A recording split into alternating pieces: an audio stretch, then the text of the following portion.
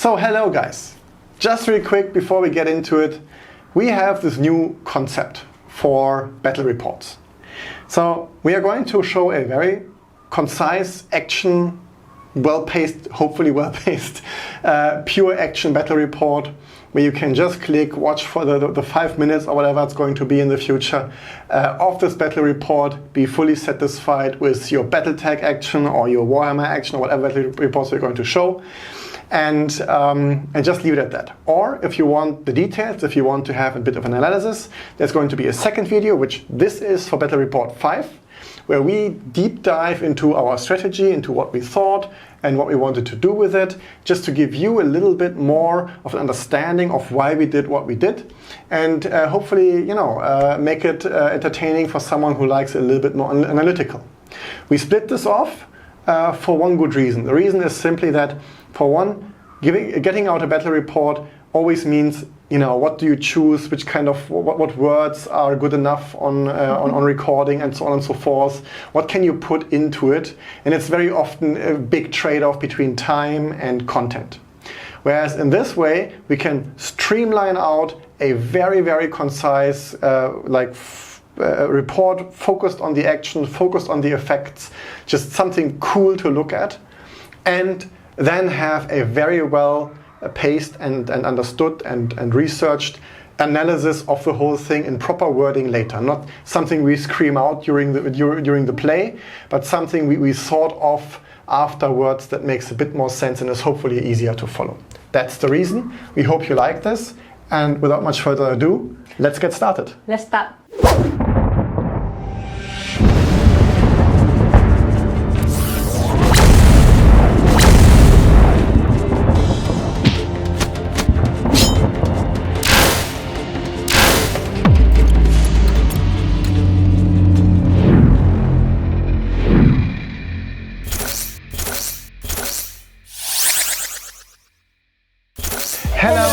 Welcome to TableDropZone. My name is Lo. And my name is Holger. And today we will present to you the analysis of Battle Report 5. So for start, we will introduce our army. In general, we have the army of 5 mechs, and each side have the total point of 201. So my army, as you can see, I'm not going to go into technicalities, it is very, very heavy on medium to short distance and has only one mech that can actually do proper long distance. This means my main goal has to be to get in kind of close. On the other hand, I have very fast mechs, or like decently fast mechs. So I have no really slow one. My slowest one is the Warhawk, which is still, for such an assault level mech, pretty fast. So the idea is to really have battlefield control and circulation and push lock into a corner. So for my armies, it's quite balanced about the distance shooting ability. Then I can shoot from everywhere. And for my armies, the fastest one is mongoose. On another quite of like very slow and medium walking skill from 6 to 10 inch. So my strategy is to put mongoose in the kind of like close combat with the other, and put king crab to the water because it can have very good overheat in the water. With the strategy, I will run the king crab and the mongoose first, and keep the 3 other mech in the long distance shooting position. So my strategy is go in as fast as possible, really try to get battlefield control and start the circulation. I try to get the Wraith in to the other side. My only problem is with the Warhawk. Getting that one closed in is not easy, because it is the slowest of them all, and I really have to make sure that it doesn't, you know, get too close without any cover, because it has good armor, but not that good armor.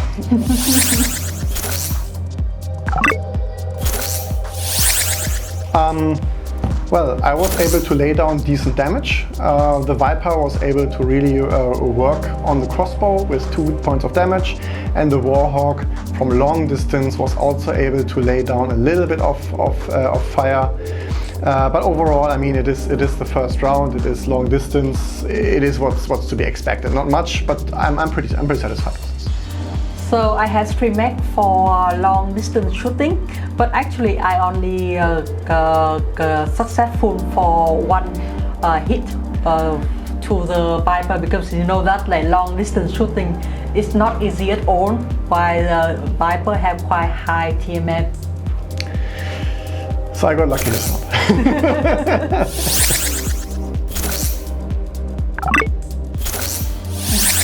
So in the second round, I could complete my strategy. I had the encirculation, I had pushed Locke into a corner.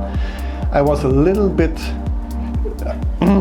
not so happy about the forest, that she could hide the crossbow in the forest, so I could not continue working on the crossbow. But for everything else, I had pretty much free range. I was on the 2 rock formations in the center, where I could position 2 mechs and lay down a decent amount of fire on whatever was in the center.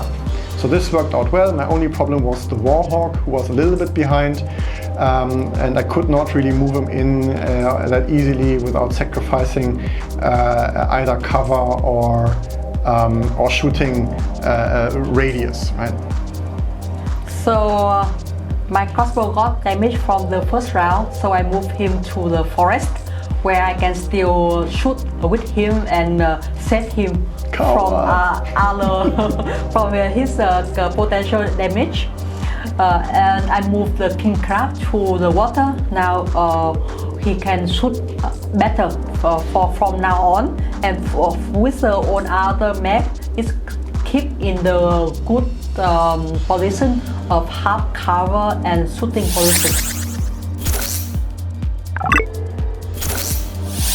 So for the result, I was successful with my strategy to kill the Viper with the totally shooting from King Crab, Mongoose and the Archer. And have also good and moreover get 1 damage with the race. So this one was painful. The Viper died due to an ammo hit. It only has case 1, so it does take a little bit of damage from an ammo hit. Nothing you can do about it. It is what it is. On the other hand, I'm actually not too dissatisfied with the amount of damage I could put onto the field. I got the Archer whittled down by 6 points, and I managed to really get the Mongoose under a lot of heat, essentially leaving him only, leaving him 1 fire control hit and only 2 points of inner structure left. And this meant that the Mongoose would fall shortly, so this was actually quite successful. In terms of damage, I cannot complain, even though I really want to, because my Viper died.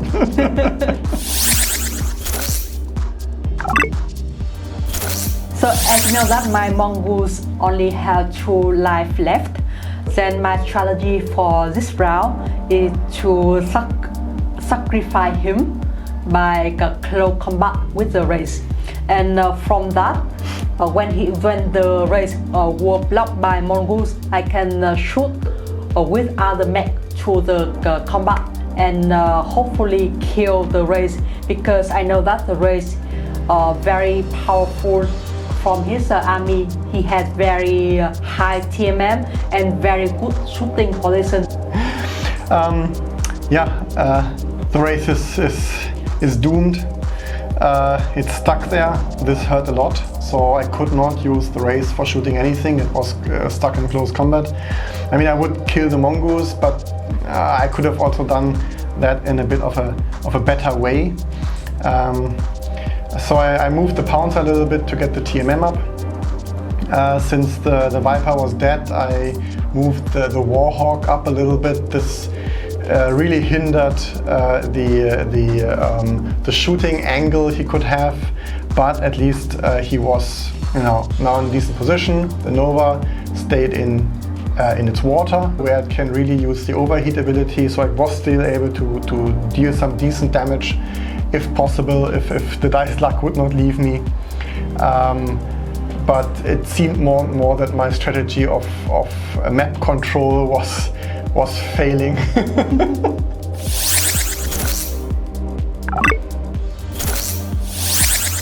So my strategy worked well. I can kill 2 mech for this round. The race I mentioned from my strategy of moving this round, and luckily with the king crab and the archer, I can kill his pulsar because they are very good at shooting. So this round, I mean, it was an exchange. I got 2 mechs, she got 2 mechs, but I was still 1 behind. The race was doomed the moment I got stuck in close combat. The pouncer was unnecessary and painful, and I had hoped that it would not happen, but it did happen. But at least I was able to take out the archer, which was huge for me because the archer is a very powerful mech with a lot of long distance and medium distance control, and I was able to put on the first amount of the first few volleys onto the king crab, which later would be very, very, very important for me.